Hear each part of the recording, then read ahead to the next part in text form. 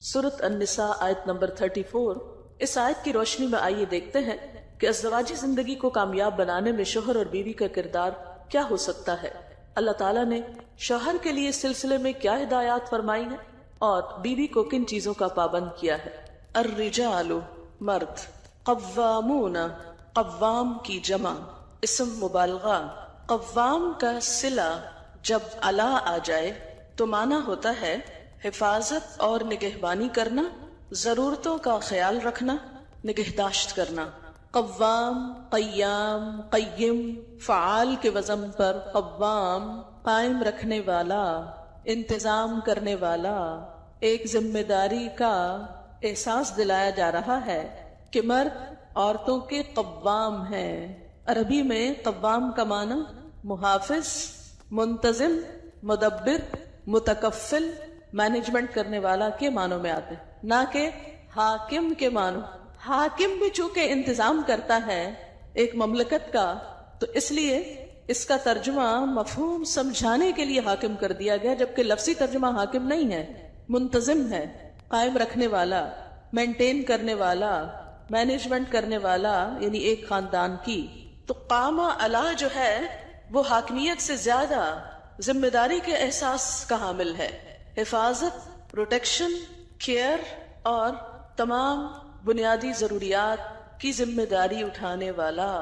इस माने को जो अभी मैंने किया है आपके सामने, इसे जहन में रखकर एक शौहर के रोल को इस्लाम ने जिस तरह डिटरमिन किया है उसे महसूस कीजिए।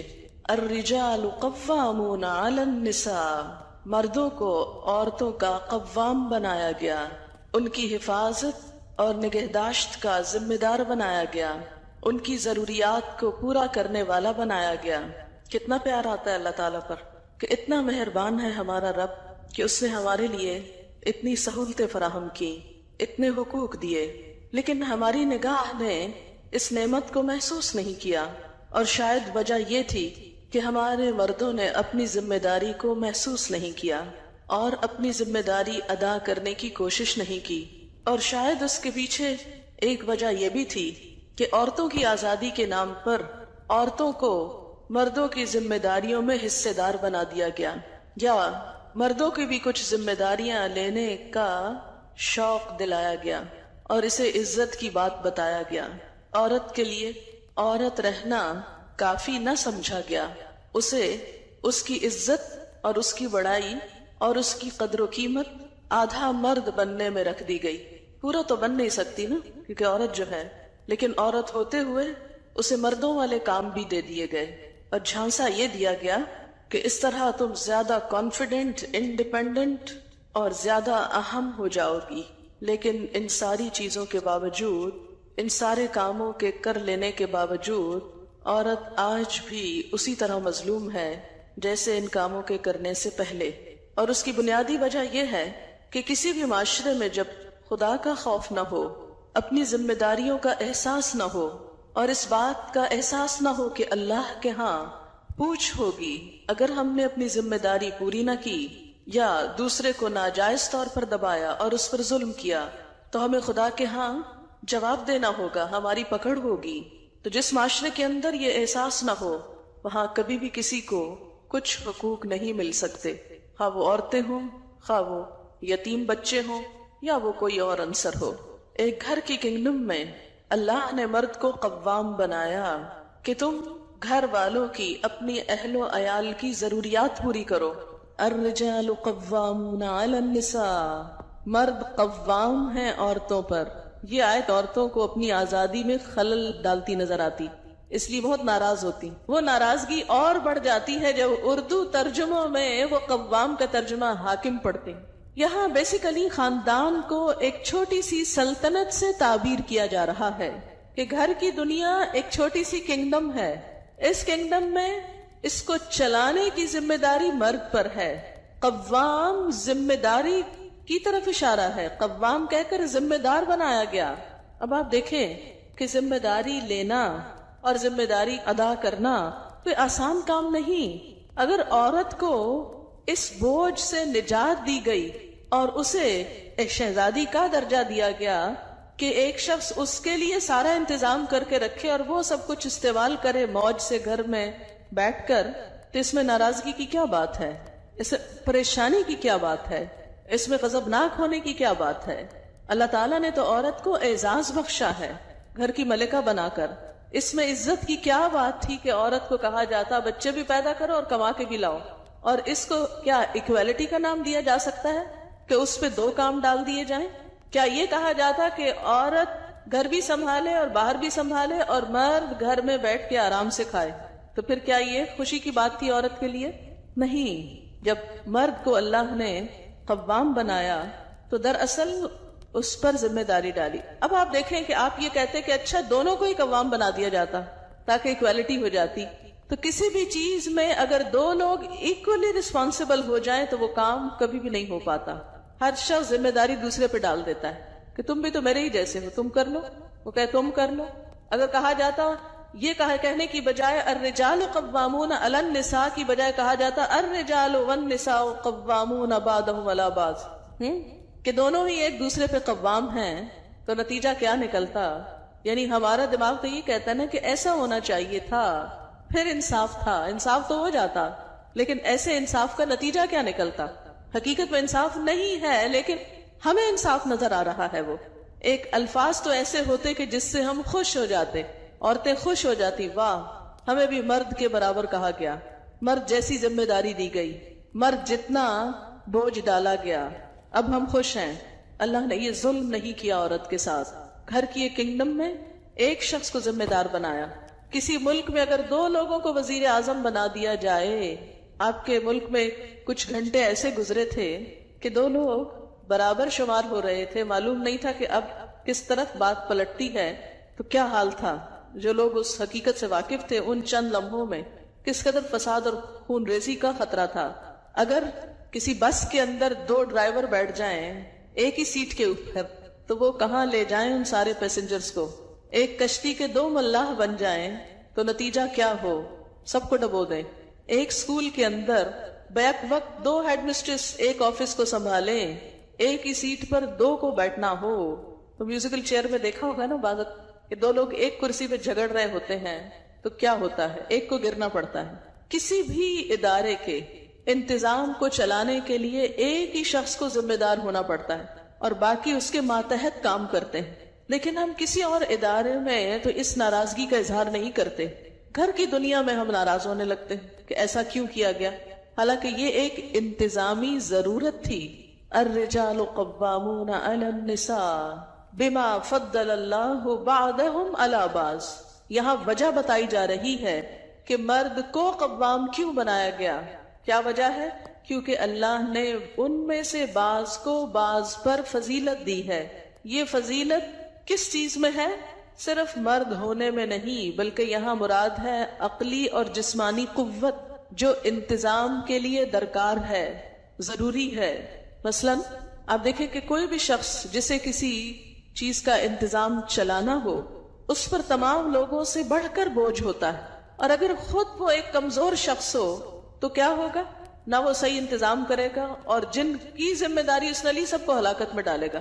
اگر ایک اناڑی شخص ڈرائیور بن جائے تو نتیجہ کیا ہوگا؟ سب ایکسیڈنٹ میں نقصان اٹھائیں گے. اس لیے اللہ تعالیٰ نے مرد کو قوام بنایا کہ وہ جسمانی طور پر عورت کے مقابلے میں سٹیبل ہے. ہر عورت پر اگر وہ پریگننٹ نہیں تو ہر مہینے ایک ایسی کیفیت آتی ہے کہ جس میں وہ اپنے آپ کو صحت کے مقابلے میں بیماری سے قریب تر پاتی ہے، فزیکلی بھی ایموشنلی بھی انفٹ فیل کرتی ہے. اور اگر پریگننسی کی حالت میں ہے تو وہ تو ہے ہی واہنن علی واہن، مشکل پر مشکل. اب ایسے میں وہ ایک اور چیز میں مشغول ہے. اب اسے کہا جائے نہیں تم گھر کی بھی ساری ذمہ داری تم پر ہے تو یہ اس پہ ایک ظلم ہے. فرمایا کہ مردوں پہ ایسی کوئی کیفیت نہیں گزرتی، وہ ایک ہی حالت میں رہتے ہیں. تو بما فضل اللہ بعضهم علی بعض. دوسری وجہ وَبِمَا أَنفَقُوا مِنْ أَمْوَالِهِمْ، چونکہ وہ اپنے مالوں میں سے خرچ کرتے ہیں. یعنی مرد مال کماتا ہے اور گھر پر خرچ کرتا ہے، یہ اس کی سیکریفائس ہے. اس وجہ سے انتظام اس کے ہاتھ میں دیا گیا جس کا پیسہ ہے. جیسے آپ ایک بزنس کرتے ہیں، ایک کمپنی کھولتے ہیں، انویسٹ آپ خود کر رہے ہیں، بڑا حصہ آپ کا ہے اور کچھ اور لوگوں کے بھی آپ نے شیئر لے لیے، تو آپ ان کو تو اس کا مینیجر نہیں بناتے، آپ خود بنتے ہیں، کیونکہ کمپنی آپ کی ہے، بڑا حصہ انویسٹمنٹ کا آپ کا ہے، تو جو آپ کا انٹرسٹ ہو سکتا ہے اس میں وہ کسی اور کا نہیں ہو سکتا۔ تو مرد چونکہ مال کما کے لا رہا ہے تو گھر کی بھلائی اور فلاح اور بہتری میں جو اس کا انٹرسٹ ہو سکتا ہے وہ دوسرے کا نہیں ہو سکتا۔ آج کی اس دنیا میں لوگوں نے جتنی بھی ترقی کی اور جتنا بھی اس بات کو، اس نظام کو جو فطرت کا نظام تھا، جو اللہ کا بنایا ہوا تھا، اس کو جتنا بھی پلٹنے کی کوشش کی اور عورت کو کھینچ تان کر مرد کے برابر کام کی جگہوں پہ لایا گیا کہ ہر وہ کام خواہ وہ اس کو سوٹ کرتا ہے یا نہیں، اس کی اہل ہے یا نہیں، اس کے مزاج کے مطابق ہے یا نہیں، چونکہ اسے مرد کے برابر ہونا ہے اس لیے وہ ہر اس سیٹ پہ ضرور بیٹھے جہاں مرد ہے۔ تو اس سے نقصان عورت ہی کو ہوا، اور اب دنیا پلٹ رہی ہے، بیک ٹو بیسکس کا نعرہ لگا رہی ہے، خواہ اسے نہیں بھی تسلیم کیا جا رہا۔ مثلاً یہ روزنامہ نوائے وقت ہے 12 جون 98 کا، اس میں ایک خبر چھپی تھی کہ امریکہ میں پروٹیسٹنٹ فرقے کے گروپ نے اپنے بنیادی عقائد میں تبدیلی کر لی، مرد کی عورت پر فوقیت کا اعتراف کر کے وفا شاری پر زور دیا گیا۔ اس تنظیم میں، یعنی ایک تنظیم نے یہ سب کیا ہے، صدر کلنٹن اور سینٹ کے نمائندگان سمیت 1.5 کروڑ افراد اس میں شامل ہیں۔ یعنی جس تنظیم نے یہ بات کہی ہے کہ مرد کو قوام مانا جائے اور عورت کو وفاشار اور وفادار ہونا چاہیے، انہوں نے اپنے بنیادی عقائد میں ترمیم کے مطابق یہ کہا کہ خاندان معاشرے کا بنیادی ادارہ ہے جو شادی اور دیگر خونی رشتوں سے تشکیل پاتا ہے۔ ترمیم میں طلاق، ہم جنس پرستی، اسقاط حمل کی بھی مخالفت کی گئی۔ اس کے مطابق ایک خاوند کو اپنی بیوی سے اس طرح محبت کرنی چاہیے جس طرح کرائسٹ کو چرچ سے، جبکہ ایک عورت کو اپنے شوہر کی سربراہی اس طرح قبول کرنی چاہیے جس طرح کہ چرچ کرائسٹ کے سامنے سر جھکا دیتا ہے۔ مزید برآں بیوی کو گاڈ کی طرف سے اپنے خاوند کا احترام کرنے، گھریلو معاملات میں معاونت اور آئندہ نسل کی تعلیم و تربیت کی ذمہ داریاں سونپی گئی ہیں۔ اب یہ اس تنظیم کی طرف سے بات ہو رہی ہے، یعنی جس کے 1.5 کروڑ افراد ممبر ہیں، اور جو یہ سمجھتے ہیں، یعنی ایک بڑی اکثریت یہ کہنا شروع ہو گئی ہے کہ عورت کی اصل ذمہ داری کیا ہے، اس کا گھر ہے اور گھر کا قوام مرد ہے۔ امریکی خواتین میں آج کل ایک نئی تحریک ابھر رہی ہے جس کو تحریک نسواں ثانی یعنی وومنز موومنٹ سیکنڈ کا نام دیا گیا ہے۔ اس کے علمبرداروں کے دعوے کے مطابق یہ پرانی تحریک نسواں ہی کی وسعت ہے، مگر صحیح بات یہ ہے کہ یہ اس بات کا اعتراف ہے کہ قدیم تحریک نسواں ایک غیر حقیقی تحریک تھی، اس لیے اس پر نظر ثانی کی ضرورت پیش آئی۔ ایک مبصر نے بجا طور پر اس کو تحریک میں خاموش تبدیلی، کوائٹ شفٹ قرار دیا ہے۔ امریکی ماہنامہ سپین جولائی 89 میں اس تحریک کا تعارف شائع ہوا۔ اس میں بتایا گیا کہ موجودہ امریکہ کی عورتیں بدحالی کا شکار ہیں۔ کام کرنے والی عورتوں کی 2/3 تعداد $13,000 سالانہ سے کم کماتی ہے، جو امریکہ میں زندگی گزارنے کے لیے ناکافی ہے۔ حمل، بچوں کی نگہداشت اور دوسرے نسوانی مسائل نے عورت کو سخت پریشانی میں مبتلا کر دیا ہے۔ واضح رہے کہ امریکہ میں 25 سے 45 سال کی درمیان کی عورتوں کی 70% تعداد دفتروں اور کارخانوں میں کام کرتی ہے، یعنی 70% عورتیں امریکہ میں دفتروں اور کارخانوں میں کام کرتی ہیں، مگر عورتوں کو عام طور پر مردوں سے کم تنخواہ ملتی ہے، بڑے عہدے انہیں حاصل نہیں، اور جیسا کہ آپ جانتے ہیں کہ امریکہ میں عورت صدر نہیں بن سکتی، یہ بڑائی صرف ہم ہی کو حاصل۔ تحریک نسواں اول کا سارا زور اس پر تھا کہ عورت اور مرد ہر اعتبار سے برابر ہیں، عورت کو اگر آزادی مل جائے تو وہ مردوں ہی کی طرح اپنی زندگی کی تعمیر کر سکتی ہے۔ عورتوں کو مکمل آزادی دے دی گئی، مگر اب معلوم ہوا کہ عورت کو آزادی کے ساتھ تحفظ کی ضرورت ہے، صرف اپنی ذاتی بنیاد پر وہ کھڑی نہیں ہو سکتی۔ تحریک نسواں دوم کی ایک خاتون لیڈر ٹار ویلم نے اس بات کو واضح کیا کہ عورتوں کے حقوق حاصل کرنے کے لیے اب ریاستیں ہی ہمارے لیے عمل کا مقام ہیں، یعنی وہ کہتی ہے کہ ہمیں اپنے حقوق کے لیے ریاست کے سہارے کی ضرورت ہے، اسٹیٹ کو ہمارا تحفظ کرنا چاہیے، کیونکہ عورت نے مرد کو قوام نہیں مانا، اب اس کے لیے قوام کون ہو؟ اسٹیٹ۔ مغربی عورت نے برابری کا حق مانگا تھا، وہ مل گیا، اب اسے پتا چلا کہ برابری کا حق کافی نہیں، مزید سپورٹ چاہیے۔ وہ گھریلو قوام کو اپنا قوام بنانے پہ راضی نہیں ہوئی۔ نتیجہ یہ ہے کہ حکومت کو قوام بنانا پڑا۔ اس طرح کے واقعات کیا بتاتے ہیں کہ ہم کس طرف کو جا رہے ہیں۔ تجربے کے بعد ایک امریکی خاتون لنڈا برٹن نے اپنے خاندانی تجربات پر ایک کتاب لکھ کر شائع کی ہے جس کا نام ہے کہ تمہارے جیسی ایک تیز عورت گھر پر رہ کر کیا کام کرتی ہے، What's a smart woman like you doing at home؟ کتاب کا نام ہے۔ مذکورہ خاتون کی کہانی کا خلاصہ ان لفظوں میں ہے کہ میرا گھر پر رہنے کا کوئی ارادہ نہ تھا، میں ایک کمپنی میں پورے وقت کی ملازم تھی، 33 ایئرز کی عمر میں میرے ہاں ایک لڑکا پیدا ہوا، اس کو سنبھالنے میں مجموعی طور پر مجھے اپنی ملازمت چھوڑنی پڑی، یہاں تک کہ میرے لیے معاشی مسائل پیدا ہو گئے، میں نے دوبارہ باہر کا کام شروع کر دیا، میں اپنے بچے کے لیے شام کا وقت اور چھٹی کا دن دیتی مگر وہ ناکافی تھا، اس کے لیے میں نے بچوں کی کیئر کا ایک ادارہ تلاش کیا مگر مہینے بعد ہی اس کو ناقص سمجھ کر مجھے چھوڑنا پڑا، میں ملازمت چھوڑ کر پھر گھر پہ رہنے لگی بچے کی دیکھ بھال کر سکوں، 2 سال تک کسی زیادہ بہتر ادارے کی تلاش میں رہی، یہاں تک کہ میرے ہاں دوسرا بچہ پیدا ہو گیا، میں نے دوبارہ ایک ملازمت کی اور دونوں بچوں کو گھریلو قسم کے تحفظ اطفال کے ادارے میں ڈالا، یعنی چائلڈ کیئر سینٹر پر، مگر اس کی کارکردگی پر مجھے اطمینان نہ ہوا، آخر میں نے خود اپنے گھر پر انفرادی خدمات حاصل کی، یعنی بیبی سٹر کو گھر پہ رکھا، میں نے پایا کہ آپ خواہ کتنا ہی قاعدہ قانون بنائیں، کتنا ہی زیادہ رقم خرچ کریں، مگر یہ ناممکن ہے کہ ایک شخص دوسرے کے لیے محبت بھی دے سکے، یعنی جو محبت ماں اپنے بچے کو دے سکتی ہے وہ کوئی بیبی سٹر نہیں دے سکتی۔ میں ایک ایسا شخص چاہتی تھی جو نرم مزاج اور محبت کرنے والا ہو، جو کسی قدر پرمزاح ہو، ایک زندہ شخص جو میرے بچوں کی کریٹیوٹی کو بڑھا سکے، تفریح کے لیے باہر لے جائے، چھوٹے چھوٹے سوالوں کا جواب دے، میٹھی نیند سلائے، آہستہ آہستہ اور تکلیف دہ طور پر میں اس حیرت ناک واقفیت تک پہنچی کہ جس شخصیت کو میں برسوں سے تلاش کر رہی تھی وہ میری اپنی ناک کے نیچے موجود ہے، یعنی میں خود۔ یہ ہے وہ کام جو میری جیسی تیز عورت اپنے گھر کے اندر کر رہی ہے۔ تو اس سے کیا پتہ چلتا ہے کہ مذہب نے جو تقسیم کی کہ مین دا بریڈ ارنر اور وومن دا کیریکٹر بلڈر، یہی اصل تقسیم ہے۔ اللہ نے مرد کو قوام بنایا اور عورت کی ذمہ داری کچھ اور رکھی، لیکن جب سے عورت نے یہ سمجھا کہ اس کی عزت صرف باہر نکلنے میں ہے، وہ ایک دوہری مصیبت کا شکار ہوئی۔ ایک اور سروے ہے کہ جنگ کے میدان میں عورتوں نے جو کام کیے ان کا نتیجہ کیا نکلا۔ دوسری عالمی جنگ، سیکنڈ ورلڈ وار 1941 چھڑی تو روسی حکومت نے اپنے شہریوں سے جذباتی اپیلیں کی اور مادر وطن مدر لینڈ کو یعنی بچانے کا نعرہ دیا۔ اس سے متاثر ہو کر روسی نوجوان فوج میں بھرتی ہوئے، ان میں 8 لاکھ عورتیں بھی تھیں، یعنی سیکنڈ ورلڈ وار میں 8 لاکھ رشین ویمن بھی فوج میں شامل ہوئی جن کی عمریں 15-16 سال کے درمیان تھیں۔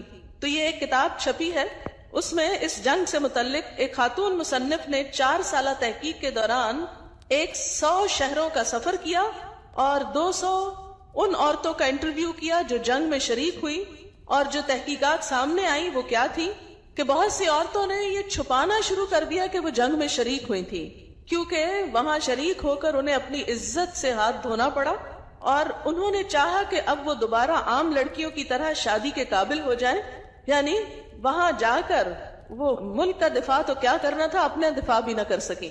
کتاب کی مصنف جنگ میں شریک ہونے والی ایک تعلیم یافتہ عورت سے ملی جن کا نام ویرا مونا ڈیوڈا تھا۔ انہوں نے جو باتیں کہی ان میں سے ایک بات کتاب کے بیان کے مطابق یہ تھی کہ وہ یقین رکھتی ہے کہ جنگ میں عورتوں کا رد عمل مکمل طور پہ مردوں سے مختلف تھا۔ مردوں کا فیصلہ کسی تجربے کے بارے میں زیادہ حقیقت پر مبنی ہوتا جبکہ عورتیں جذباتی انداز میں سوچتی۔ پھر اسی طرح موجودہ زمانے میں عورتوں کی فطرت، ان کی پیدائشی صلاحیت کے بارے میں جو تحقیقات کی گئی ہیں اور خالص سائنسی اعتبار سے عورت کی فطرت کو جو سمجھنے کی کوشش کی گئی، اس کے نتیجے میں جو بات سامنے آئی ہے وہ یہ کہ عورت کسی بھی مقام پر اپنے جذبات کو اپنے سے الگ نہیں کر سکتی، وہ ہر موقع پر ایموشنل ہو کر سوچتی ہے۔ کوئی بھی شعبہ ہو، خواہ گھر کا ہو خواہ باہر کا ہو، ہر جگہ پر اس کے جذبات اس کے کام کے راستے میں رکاوٹ بنتے ہیں، لہذا اسے قوام بننے کی ذمہ داری نہیں دی گئی۔ کچھ سال پہلے میں ایک کانفرنس میں شریک تھی، خواتین کے حقوق کے نام پر ہوئی تھی، اور اس میں خاتون نے ہی مقالہ پڑھا تھا کہ بعض گھرانے ایسے ہیں کہ جہاں عورتیں کماتی ہیں تو پھر اسلام کا یہ حکم بدل دینا چاہیے کہ وہ ہمیشہ ہی مرد قوام رہے، جہاں عورت کمائے وہاں قوام بھی عورت کو مانا جائے۔ تو یہ ایسی سجیشنز ہم میں سے بہت سے لوگ دیتے رہتے ہیں، لیکن بات یہ ہے کہ باوجود اس کے کہ اگر عورت کماتی بھی ہے تو اسے اپنے تحفظ کے لیے کسی مرد کی ضرورت ہے، اور اگر وہ مرد موجود نہیں تو صرف عورت کا قوام کہلانا اسے کیا فائدہ دے سکتا ہے؟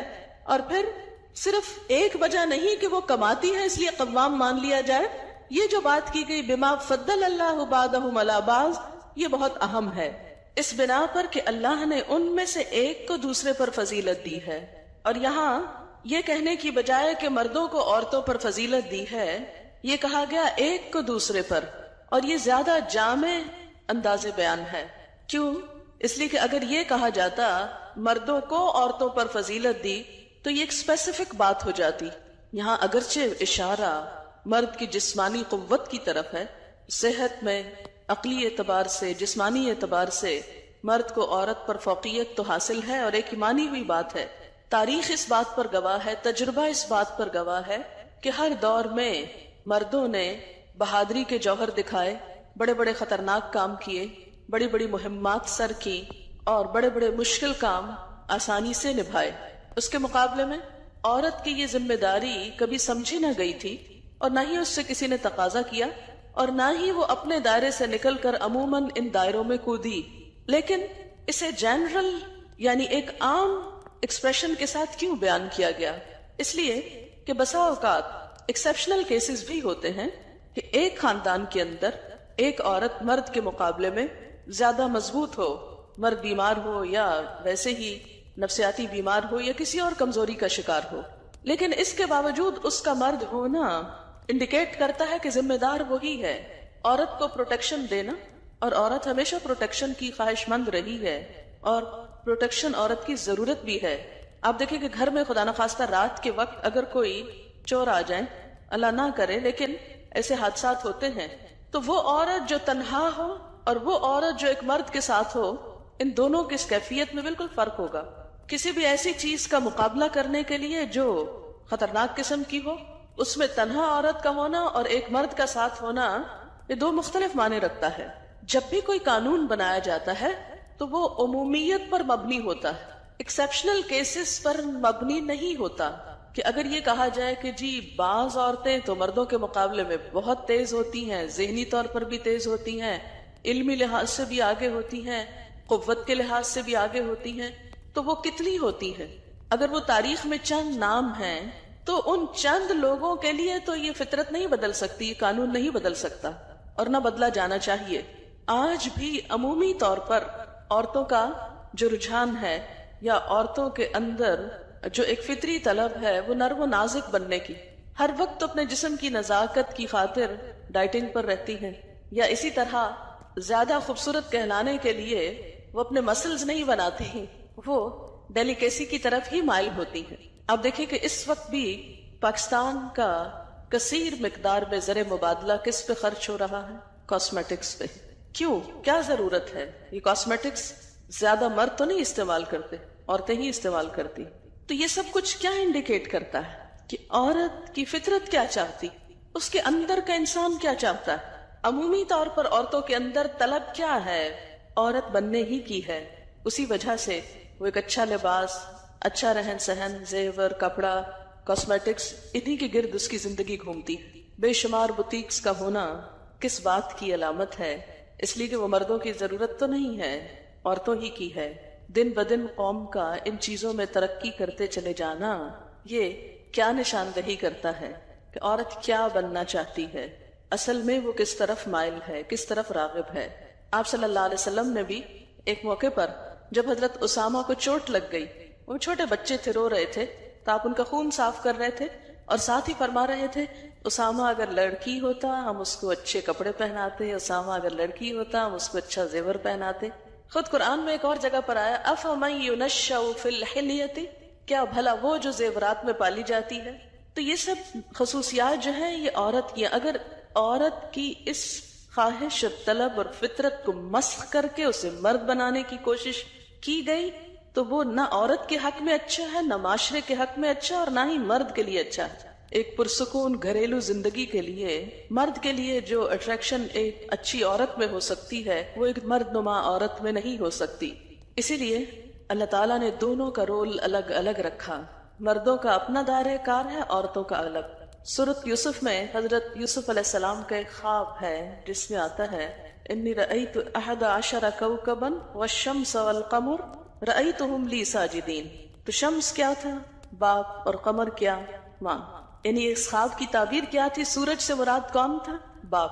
اور چاند سے مراد؟ دونوں ہی چمکنے والی چیزیں ہیں، لیکن ایک کی چمک دوسرے کے مقابلے میں مختلف ہے. ایک میں جلال ہے اور دوسرے میں ٹھنڈک ہے. ایک دن کی روشنی پیدا کرتی تو دوسری رات کا اندھیرا دور کرتی. اور ہمیشہ خوبصورتی کو چاند ہی سے تشبیہ دی گئی، سورج سے کبھی نہیں دی گئی. اب آپ دیکھیں کہ سورج کا مدار الگ ہے، آربٹ الگ ہے، چاند کا الگ ہے. اگر دونوں کا ایک ہی ہو جائے تو کیا ہوگا؟ نتیجہ کیا ہوگا؟ آپ کو پتہ ہے اس نتیجہ قیامت ہوگا. قرآن پاک میں آتا ہے وَجُمِعَ الشَّمْسُ وَالْقَمَرُ. قیامت کی علامتوں میں سے ہے کہ سورج اور چاند جمع کر دیے جائیں گے، ایک ہو جائیں گے. تو جس دن عورت اور مرد ایک ہو گئے وہ دن پھر قیامت ہی کا ہوگا. اس کی کوششیں ہو رہی ہیں باقاعدہ. آپ کو معلوم ہے سرجری کے ذریعے مردوں کو اس قابل بنانے کی کوشش کی جا رہی ہے کہ وہ بھی بچے پیدا کر سکیں. کیوں؟ اس لیے کہ عورتوں نے یہ مطالبہ کیا کہ ہم ایکول ہو نہیں سکتے جب تک ہماری یہ ذمہ داری مرد نہ شیئر کرے. یہ صرف ہم کیوں کریں؟ یہ ریئیکشن ہونا تھا نا کہ آخر کب تک عورت بھی بنے اور مرد بھی بنے. اب اس کو ہوش آئی اور وہ کہنے لگی کہ نہیں. پہلے تو اس نے عورت بننے سے انکار کیا کہ وہ بچے پیدا ہی نہیں کروں گی. ظاہر ہے اگر سب یہی سوچنے لگے تو آئندہ نسل کیسے بڑھے؟ انسانیت کی موت ہے یہ. اور اگر عورت نہیں پیدا کرتی تو پھر مطالبہ ہے کہ اگر عورت کرے تو مرد بھی کرے، مرد کو بھی اس قابل بنایا جائے. اور باقاعدہ اس پہ ریسرچ ہو رہی، باقاعدہ اس پہ کوششیں ہو رہی. کبھی کبھی میں سوچتی ہوں کہ فطرت کے اس نظام میں خلل ڈال کر آخر انسان کیا چاہتا ہے، کیا نتیجہ لانا چاہتا ہے؟ اگر مرد کو عورت ہی بننا ہے تو عورت کیوں نہیں بنتی؟ آخر اس میں کیا قباحت ہے؟ جبکہ عورت کی ماں بننے پر اسے مرد سے 3 گنا زیادہ فضیلت دے دی گئی. وہ کیوں اپنا یہ کریڈٹ لوز کرنا چاہتی؟ اتنی بڑی عزت اور آنر کہ اس کے قدموں تلے جنت، اس کے پاؤں تلے جنت. ایک مسلمان عورت تو یہ نہیں سوچ سکتی کہ اس کے عورت ہونا کوئی برائی ہے، یا اس کے لیے کوئی عیب کی بات ہے، یا کمی کی بات ہے، یا اس کی عزت صرف مرد بننے میں ہے. نہیں، ایمان تو نام ہی اس چیز کا ہے کہ رضیت باللہ ربا، میں اللہ کے رب ہونے پہ راضی ہوں. اس نے مجھے جو بنا دیا میں اسی پر راضی. جو شکل و صورت دے دی، جو ماحول دے دیا، جو صلاحیت دی، جو کام مجھ سے لیا، جو کچھ، میں اس پہ راضی ہوں. مجھے اس پہ کوئی اعتراض نہیں. تو آپ دیکھیں کہ جب بھی آپ یہ غور کریں اور اس لفظ کو اس طرح پڑھ کے دیکھیں، قوام، اللہ، نگہداشت، حفاظت، کیئر، ضروریات پوری کرنے والا، آپ کا خادم، کہ سید القوم خادمہم، جو قوم کا سردار ہوتا ہے وہ ان کا خادم بھی ہوتا ہے. اتنا کچھ کر کے لانے والا بیچارہ خادم ہی ہے. لیکن عورت نے یہ قدردانی نہیں کی، اور شیطان یہی سے کامیاب ہوا، کیونکہ اس نے کہا تھا کہ میں فطرت میں تبدیلی کروں گا، ساخت بدل دوں گا ان کی. سب سے بڑی انسان کی بدقسمتی یہ ہے کہ وہ اپنے حال پر راضی نہ ہو، اور خاص طور پر وہ حال جسے ہم بدل نہیں سکتے. اگر ہم اس پر راضی نہیں تو سوائے اپنے آپ کو ٹارچر کرنے کے اور کچھ نہیں کر رہے. میں جو کچھ ہوں، جو بھی ہوں، کیا ہوں، کیوں ہوں، اس لیے کہ میرے رب نے مجھے ایسے بنایا. کیوں ایسے بنایا؟ اس لیے کہ اس نے ایسا ہی چاہا. اور میرے ایمان کا حصہ ہے کہ میں اپنے رب کو اپنے سے بڑا سمجھتی ہوں، اپنی عقل سے، اپنی ہر چیز سے. اور جس کو بڑا سمجھتی ہوں، بڑا سمجھنے کا تقاضا یہ ہے کہ میں اس کے آگے سر تسلیم خم کر دوں، اس کی بات مان جاؤں، اس پہ راضی ہو جاؤں جو بھی اس نے میرے لیے فیصلہ کیا. اور اگر نہیں راضی ہوتے تو چلیے بدل لیجئے اس ترتیب کو اور پڑھ لیجئے النساء قوامات علی الرجال. بدلیے اس کو، صرف لفظ نہیں بدلیے، گھر میں بھی بدلیے. ذرا مرد کو بٹھائیے گھر، بچوں کی دیکھ بھال کرے، اور آپ جائیے باہر کما کے لائیے اور اس کو لا کے کھلائیے. تو یہ انصاف ہوتا؟ نہیں. ہماری عزت، ہماری قدر و قیمت اسی میں ہے. اللہ تعالیٰ کا ہم سے پیار اسی میں ہے کہ ہمارے لیے اس نے گھر جیسی باعزت جگہ بنائی، اور ایک شخص کو ہماری کیئر، نگہداشت، حفاظت کرنے کے لیے جسمانی ذہنی قوتیں دے کر پیدا کیا. جیسے کہ سورۃ البقرہ میں ہے وَلِلرِّجَالِ عَلَيْهِنَّ دَرَجَةٌ، تو وہ جو درجہ ہے وہ اس لیے ہے کہ کوئی بھی انتظام اتھارٹی کے بغیر نہیں چلایا جا سکتا. اگر کسی کو کسی چیز کا انتظام دے دیا جائے اور ساتھ اس سے اتھارٹی چھین لی جائے تو کام کیسے چلے گا؟ انتظام کیسے ہو سکتا ہے؟ مثلاً اگر کوئی شخص کسی ادارے کا ہیڈ ہے اور اس کے پاس اختیارات نام کو نہیں، کوئی اختیار نہیں، کوئی انیشیٹو لینے کا، کوئی ڈیسیژن لینے کا، کوئی کام کرنے کا، تو آپ دیکھیں کہ وہ کام کیسے کر سکتا ہے؟ کام کر ہی نہیں سکتا۔ تو اللہ نے جب مرد کو قوام بنایا اور ان کے لیے ایک درجہ رکھا، گھر کی کنگڈم میں انہیں ہیڈ قرار دیا، تو اس کے لیے ضروری تھا کہ ان کے پاس اتھارٹی بھی ہو۔ اور پھر دوسری بڑی بات یہ کہ وَبِمَا أَنفَقُوا مِنْ أَمْوَالِهِمْ، وہ اپنے مال میں سے خرچ کرتے ہیں، تو جو مال خرچ کر رہا ہے اس کا حق ہے کہ پھر گھر اس کی مرضی کے مطابق بھی ہو۔ اگرچہ عمومی طور پر تو کیا ہوتا ہے، وہ لا کے مال بیوی کو دے دیتا ہے اور وہ جیسے چاہتی ہے خرچ کرتی ہے۔ اب اس کا یہ مطلب نہیں کہ عورت اپنے شوہر کے مشورے کے بغیر جو چاہے مال کو جس طرح چاہے لٹائے، جو چاہے کرے، نہیں۔ پھر گھر کی خوشحالی کا انحصار اس بات پر ہے کہ عورت اپنے شوہر سے مشورہ کرے۔ فالصالحات، پس نیک عورتیں۔ پہلے مرد کا رول بتایا گیا، اس کی ذمہ داری بتائی گئی، دوسری طرف اب عورت کا رول بتایا گیا۔ فالصالحات، پس نیک عورتیں، صالح عورتیں، ان کی سب سے بڑی خوبی کیا ہے؟ ایک نیک عورت کی سب سے بڑی خوبی قانتات، اطاعت گزار ہیں، بات مانتی ہیں۔ قنوت کا ترجمہ دو چیزیں ہوتی ہیں، ایک عاجزی اور ایک دوام۔ عاجزی کے ساتھ اطاعت اور مسلسل اطاعت، یہ نہیں کہ جب کوئی مرضی ہو، مقصد ہو، کوئی ضرورت ہو تو خوشامد کر لی اور اس کے بعد تو کون اور میں کون، نہیں۔ فالصالحات قانتات، نیک عورتیں شوہروں کی تابعدار ہوتی ہیں، اطاعت گزار ہوتی ہیں، فرما بردار ہوتی ہیں۔ اس کی وضاحت نبی صلی اللہ علیہ وسلم کی ایک حدیث بہت اچھی طرح کرتی ہے، ابن ماجہ کی روایت ہے۔ آپ صلی اللہ علیہ وسلم نے نیک بیوی کی خوبیاں بیان کرتے ہوئے فرمایا، مومن کے لیے خوف خدا کے بعد سب سے زیادہ مفید اور باعث خیر نعمت نیک بیوی ہے۔ جب وہ اس سے کسی کام کو کہے تو خوشی سے کر دے، جب وہ اس پر نگاہ ڈالے تو اس کو خوش کر دے۔ یعنی بیوی کا حال حلیہ بھی ایسا ہونا چاہیے کہ جو شوہر کو خوش کرے، نہ کہ گھر میں میلی کچیلی اور ساری زیب و زینت بازار کے لیے۔ اور جب وہ اس کے بھروسے پر قسم کھا بیٹھے تو وہ اس کی قسم پوری کر دے۔ جب وہ کہیں چلا جائے تو وہ اس کے پیچھے اپنی عزت و آبرو کی حفاظت کرے، اور شوہر کے مال اور اسباب کی نگرانی میں شوہر کی خیرخواہ اور وفادار رہے۔ تو یہ ہیں ایک اچھی بیوی کی خصوصیات جو نبی صلی اللہ علیہ وسلم نے فرمائیں، جو اس آیت کی بہترین وضاحت کرتی۔ نمبر 1 اطاعت، اور اطاعت میں کیا کہ کوئی کام کہے تو خوشی سے کرے، اور نمبر 2 اگر وہ بیوی کے بھروسے پہ قسم کھا بیٹھے تو اس کی قسم پوری کر دے۔ اور اس اطاعت میں صرف یہ اطاعت ہی نہیں آتی کہ وہ کہے کھانا لا دو تو لا کے رکھ دے، اور وہ کہے کہ بازار چلو تو ساتھ چل دے۔ اس اطاعت میں شوہر کی جسمانی ضرورت پوری کرنے کی اطاعت بھی شامل ہے، جسے بعض اوقات بہت سی پڑھی لکھی خواتین اپنے حق میں ایک ظلم سمجھنے لگتی۔ ایک دفعہ کہیں میری ملاقات ایک خاتون سے ہوئی، کیمبرج یونیورسٹی سے انہوں نے لا میں ایم فل کیا تھا، تو مجھ سے کہنے لگی کہ میرا ایک مسئلہ ہے۔ میں نے کہا بتائیے۔ کہنے لگی کہ میرا شوہر مجھے ریپ کرتا ہے میری مرضی کے بغیر۔ میں نے کہا قانون پڑھ کے قانونی ٹرمز ہی گھر میں بھی استعمال ہوں گی، شوہر اور ریپ، میرا تو سر چکرا گیا۔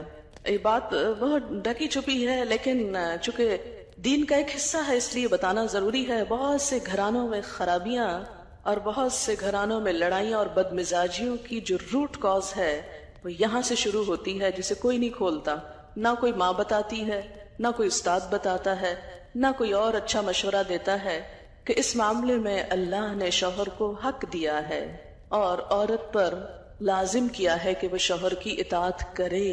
لیکن جب عورت کا ایک موڈ ہی صرف ریزسٹ کرنے کا بن جائے اور شوہر کو صرف یہ انڈرسٹینڈنگ ہو کہ اس نے تو میری بات ماننی ہی نہیں، تو یہ چیز بہت سی تلخیوں کو جنم دیتی ہے۔ ایسے میں عورت اور مرد کے مزاج میں چونکہ قدرتی فرق ہے، بعض اوقات شوہر کی جو ڈیمانڈ ہوتی ہے عورت نہیں پوری کر سکتی، یا عورت کا مزاج اس سے مختلف ہے، یا عورت اس کو اپنے لیے ایک مصیبت اور بوجھ سمجھتی ہے، تو بھی اس موقع پر اطاعت کہ اللہ کا حکم ہے، اور اگر میرا دل نہیں بھی چاہ رہا تو میرے رب کی رضا اس میں ہے، مجھے اس سے جزا چاہیے، صرف اپنی مرضی نہیں۔ آپ دیکھیں کہ جب سے عورت نے اپنے اوپر گھر اور باہر کی دوہری ذمہ داری لی تو اس میں عورت کے لیے اس مقام پر اطاعت شوہر زیادہ مشکل ہو گئی، کیونکہ وہ دن بھر باہر کے کاموں سے اتنی تھکی ہوئی ہے کہ اب وہ اس قابل نہیں کہ شوہر کی بات مان سکے. وہ بے شمار گھر کے علاوہ باہر کی ٹینشنز میں گرفتار ہے. لہٰذا ایک طرف اپنا گھر خراب کر رہی ہے، ظاہر ایک شوہر کو اگر روز نہ ہی سننی پڑے تو اس کی توجہ لازماً باہر جائے گی، وہ کہیں اور دیکھے گا ذمہ دار کون ہوگا. اور دوسری طرف اللہ تعالیٰ کی ناراضگی بھی. اللہ کی رضا شوہر کی رضا میں ہے اور اللہ کی ناراضگی شوہر کی ناراضگی میں ہے. ہاں یہ الگ بات ہے کہ اگر شوہر ناروا زیادتی کرتا ہے اور بالکل بے رحم ہے یا ایسا کوئی مطالبہ کرتا ہے کہ جو ناجائز میں آتا ہے، وہ تو نہیں پورا کرنا. جیسے آپ کو بتایا گیا کہ فطری طریقے کے علاوہ کوئی بھی ایسا طریقہ خواہ وہ شوہر اور بیوی کے درمیان ہی کیوں نہ ہو اسے حرام قرار دیا گیا، چاہے وہ عمل قوم لوط سے ملتا ہو یا اورل سیکس ہو. یہ تو ناجائز ہے ہی، لیکن فطرت کے دائرے میں. اور اس میں بنیادی چیز جو باہم کاؤنٹ کرتی ہے وہ باہم ایک دوسرے کے ساتھ کوآپریٹ کرنا ہے، ایک دوسرے کے مزاج کو سمجھنا ہے اور ایک دوسرے کے ساتھ تعاون ہے. لیکن آپ دیکھیں کہ ہمیشہ آئیڈیل صورتحال نہیں ہوا کرتی، ہر شخص اتنا کنسیڈریٹ نہیں ہوتا. لیکن اللہ تعالیٰ نے عورت کو جہاں شوہر کو باہر کی مشقت دی نا، کتنی مشقت ہوتی ہے گرمی میں، دھوپ میں. مثلاً ہر شخص کا ایئر کنڈیشنڈ آفس تو نہیں ہے کہ وہ وہاں بیٹھ کے کام کر رہا ہے. بہت سے مرد سڑکوں پہ سڑکیں بنا رہے ہیں دھوپ میں کھڑے ہو کر، کچھ کھیتوں میں کام کر رہے ہیں، کٹائیاں کر رہے ہیں فصلوں کی، کوئی اور مکان بنا رہے ہیں، دھوپ میں کام کر رہے ہیں. تو مرد اگر سارے دن کی باہر مشقت کرتا ہے تو وہ بھی ایک پینفل کام ہے، اور اس نے محنت کی اور بیوی کے لیے سارا آرام فراہم کیا، کھانا پینا باقی ضروریات. اب اگر بیوی کو اس کا مطالبہ پورا کرنے میں تھوڑی تکلیف ہو رہی ہے تو کیا ہوا کہ موڈ نہیں ہے، دل نہیں مان رہا، تو کیا ہوا، نہ صحیح. لیکن اس کے باوجود جو عورت یہ سمجھتی ہے کہ میں اپنے موڈ کے خلاف جا کر بھی اگر اپنے شوہر کو راضی کرتی ہوں تو یہ میرے رب کی رضا حاصل کرنے کا ایک ذریعہ ہے، تو آپ دیکھیں کہ یہ وہ چیز ہے جس کا صلہ آپ کو اللہ دنیا میں دے دے گا. کیونکہ آپ یہاں صرف شوہر کی نہیں اللہ کی بھی اطاعت کر رہی ہیں، کیونکہ ایک مسلمان عورت کو اس کے رب نے یہ حکم دیا ہے. اور اس میں وہ حدیث آپ نے سن رکھی ہوگی اور عورتوں کو سنانے میں بڑی مشکل پیش آتی ہے مجھے ہمیشہ، اور عورتیں ایک دم اوفینڈ ہونے لگتی ہیں. لیکن بات یہ ہے کہ چونکہ اللہ کے رسول صلی اللہ علیہ وسلم نے فرمایا ہے اور ہم ان کا نام سن سن کے روتے ہیں محبت میں اور نعتیں سن سن کے جھومتے ہیں، تو یہ حکم بھی آپ کا مان لینا چاہیے اور اس حدیث کو بھی سن لینا چاہیے اتنی ہی خوشی سے جتنی خوشی سے ایک نعت سنتے ہیں. نبی صلی اللہ علیہ وسلم نے فرمایا جب مرد اپنی بیوی کو اپنے بستر پر بلائے اور وہ نہ آئے تو صبح تک فرشتے اس پر لعنت کرتے. بخاری کی روایت ہے کتاب النکاح. ٹھیک ہے اس میں کہ اگر بیوی بیمار ہے یا اسے کوئی ایسی تکلیف ہے یا کوئی جینون ریزن ہے تو اس میں اللہ تعالیٰ اتنے بے رحم نہیں ہے کہ وہ دیکھ رہے ہیں کہ ایک عورت بخار میں پڑی ہے اور اس کا شوہر اس سے مطالبہ کر رہا ہے اور عورت نے نہیں مانا تو اس پہ لعنت بھجوانی شروع کر دی جائے. نہیں، یہاں ایک نارمل حالات کی بات ہے. ایک عام حالات میں ایک عورت اگر اطاعت نہیں کرتی یا بات نہیں مانتی، اور اسی لیے ایک اور حدیث ہے حضرت ابو ہریرہ کہتے ہیں کہ آپ صلی اللہ علیہ وسلم نے فرمایا اگر عورت کا خاوند اس کے پاس موجود ہو تو وہ اس کی اجازت کے بغیر نفلی روزہ نہ رکھے. تو گویا شوہر کی اطاعت نمبر 1 عام روزمرہ زندگی کے کاموں میں کوآپریشن، اطاعت بمانا کوآپریشن ہے. طوعاً کا مطلب ہوتا ہے خوشی سے کام کرنا. نمبر 2 اس کی خاص ضرورت یا تقاضے کو پورا کرنے میں اطاعت. ہاں کہاں اطاعت نہیں؟ جب وہ کوئی حرام کام کرنے کو کہے، جب وہ کوئی ناجائز کام کرنے کو کہے، جب وہ اللہ اور اس کے رسول صلی اللہ علیہ وسلم کی مرضی کے خلاف کام کرنے کو کہے. لا طاعت لمخلوق فی معصیت الخالق. مخلوق کی اطاعت جائز نہیں خالق کی نافرمانی میں. اگر اللہ تعالیٰ کسی کام پہ ناراض ہے وہ اطاعت جائز ہے. بہت سی خواتین کو دیکھا ہے جہاں اللہ کی نافرمانی ہو رہی ہے وہاں تو شوہر کی بات بھاگ بھاگ کے مانی جا رہی ہے، اس لیے کہ وہ اپنے نفس کے مطابق ہے نا. آپ سب جانتے ہیں کہاں کہاں. لیکن جہاں شوہر کی اطاعت اللہ کی رضا کے مطابق ہے لیکن ہماری رضا کے خلاف ہے تو پھر ہم وہاں نہیں بات مانتے. تو بسا اوقات ہم بظاہر اللہ کی رضا کا لیبل تو لگاتے ہیں، ہوتی اندر سے اپنے نفس کی اطاعت ہے.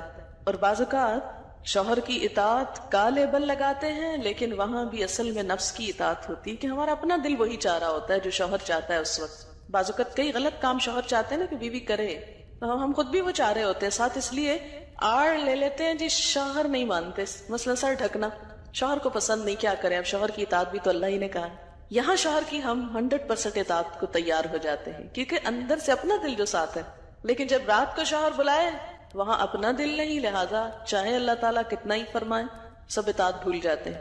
تو ایک مسلمان عورت، ایک فرما بردار عورت شوہر کے لیے اطاعت گزار ہے۔ میں کہتی ہوں کہ اگر عورتیں صرف اس آیت کے چھوٹے سے حصے جو 2 لفظ پر مبنی ہے فالصالحات کان اطاعت پر عمل کرے، ان کے گھریلو زندگی کے 50% مسائل خود حل ہو جائیں گے، آدھے مسئلے یہیں سے حل ہو جائیں گے، کیونکہ مرد سیٹسفائیڈ ہوگا، اس کی نگاہیں اور عزت محفوظ ہوگی تو وہ اپنا کوئی بھی کام دل جمی سے کر سکے گا۔